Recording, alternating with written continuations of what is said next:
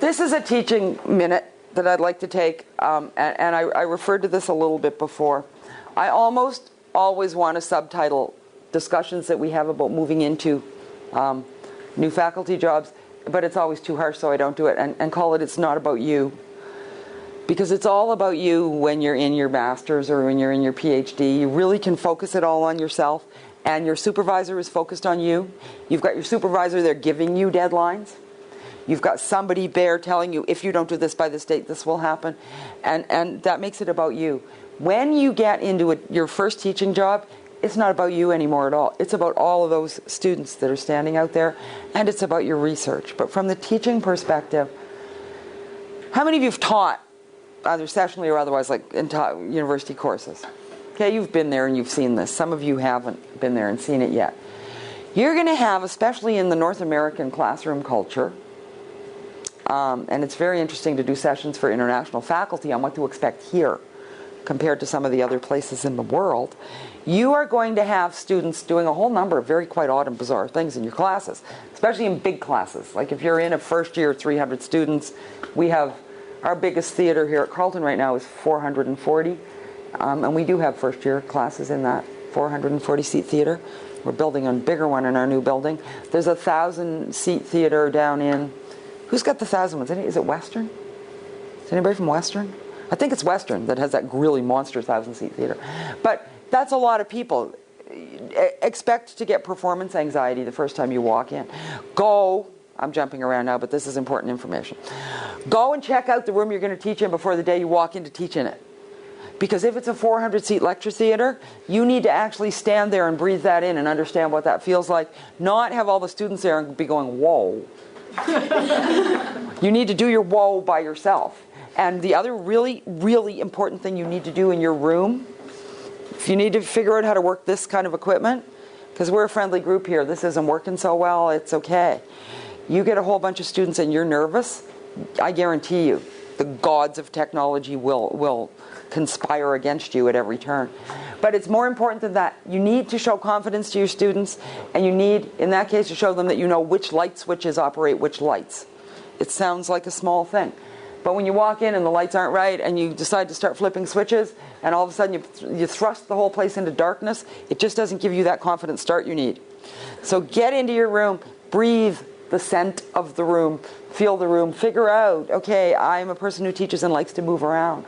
My students, how am I going to do this in this room? It may not be practical to be marching up 40 sets of stairs like in our Theater B, because then most of the students can't see you. So have some time to stage yourself and stand there. There's always time in the summer. You'll be able to find out where your classrooms are. If you haven't done that before, do it now. But as you look at that sea of faces, they're going to do a whole number of odd things. They're going to sleep. They are. Some of them will sleep. And this is what I mean by, it's not about you. You don't know that they're asleep because you're boring. You have to be careful of that and be concerned. If they're all asleep, you probably have an issue. But there's thousands of students and thousands of stories, and they're living lives outside a university. Our very strictest, least sympathetic to students, faculty members are which ones? Who are just the biggest, can I say hard ass on camera? Hard asses that there are. That you just don't want as your own teacher. Who are they? The experts. They're the experts. What stage of their career are they in? The very beginning. The only thing harder for marking and sympathy for students than a brand new, fresh, still wet, not framed yet in the frame shop PhD is a grad student who's almost finished. Because they have no sympathy because they're still a student. So you get a little sympathy thing kind of ticks. But it's a very strange place because I'm going to go back to what I said before. That sea of 300 students, only a couple of them will ever end up in their PhDs. And then you say, but I have passion for this discipline, and I want to instill that passion in my students. And you can, and you must, and you should. But you can't take it upon yourself to take all, and I always use intro psych as an example because everybody takes intro psych. I've taught intro psych. And everybody at Carleton statistically takes intro psych, i.e., the number of registrations each year in Psychology 1001, 1002, which is our intro, is the same as the number of first-year students. So they don't all take it all in the same year. People go, a couple years back, Engineers don't take it in their first year. They're too stressed, but eventually they get a couple of credits they can take. They go here, science people. Everybody takes it. And as much as I can instill love of some of the areas of psychology that I really am interested in, like statistics, try that one, in my students, it's not going to be all of them. It's not going to be all of them because some of them are there for their elective credit. And most people take psychology because they want to find out what's wrong with their ex-boyfriend or their mother or somebody, and they find out quickly that it's more about brain physiology and conditioning and learning. And it's really kind of hard. And so they're mad. But you've got so many stories in that room. Your sleeping student at the back or at the front may have been up with a sick child all night. May have just had her boyfriend break up with her yesterday. And you go, so you're going to have a number of those happen. That's life. This is school. This is psychology. This is important.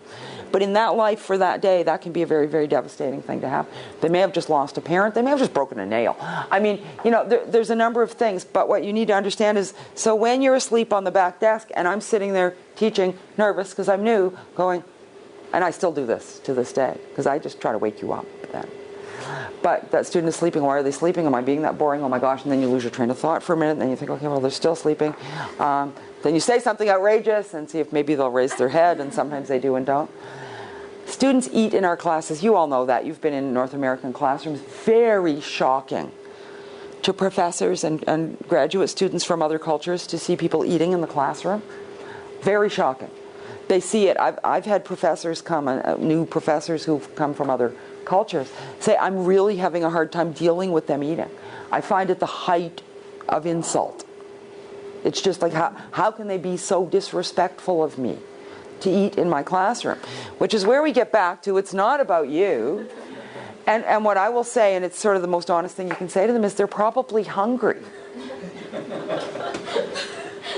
Which comes back to, it's not about you. They're not saying, I'm going to bring a sandwich in because I want to show Dr. Miles how little respect I have for her in my classroom. And just when she gets to the point that she thinks is really the most important point in the lecture, I'm going to whip out my sandwich and I'm going to show her. They don't think that. They think, God, I'm hungry. Do I have time to grab this sandwich and get to class? I would rather, and this is, you'll all have your own teaching philosophies, I would always rather have a student in my class than not, under all circumstances. We had some people ask, I tell you, we're doing this university teaching skills session for graduate students. We actually had some people ask, is it okay to lock the door after 10 minutes? I wasn't teaching that session, a colleague was, and she asked me that. She said, what do you think? And I said, rule-wise, I don't know. I don't think so, because I think we have a rule at Carleton that says you have to let a student come in at any time, and we actually can't kick students out. You can leave. And you can take everybody else with you, but you can't actually kick a student out of a room. It's an odd rule. It doesn't really matter most of the time. We come up with these dramatic examples of things, and they never really make much difference. But I would rather have them there because maybe they were up all night with a sick child, and maybe they're going to sleep, or maybe they're just, their eyes are tired and they're listening. But I'd still rather have them walk into class 15 minutes before class ends than have them not there at all, that they might absorb something. Now, you have your disruption factor, and that's got to be taken into account, but especially if it's a large class. Because it's not about me, it's about them. And it's about getting as much as we can to them.